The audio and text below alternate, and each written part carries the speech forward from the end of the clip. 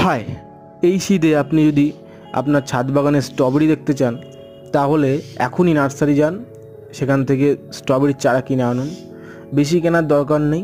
আমি যেরকম দুটো কিনেছি, এই দুটো গাছ থেকে কিভাবে একাধিক গাছ তৈরি করা যায় সেটাই আজকের ভিডিওতে দেখাবো।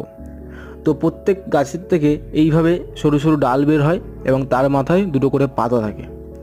এই পাতাসহ ডালটির যদি মাটিতে হালকা করে চেপে বসিয়ে দেওয়া যায় তাহলে আপনারা দেখতে পাবেন কিছুদিনের মধ্যেই সেখান থেকে শিকড় গজায় এবং নতুন একটি চারা তৈরি হয়ে যায়।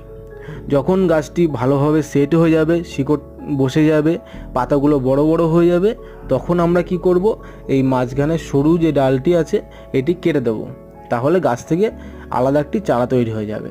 এইভাবে প্রচুর এরকম দেখতে পাচ্ছেন, প্রচুর এরকম ডাল বেরোচ্ছে এবং সেইভাবে আমরা এক থেকে একাধিক চারা করে নেব।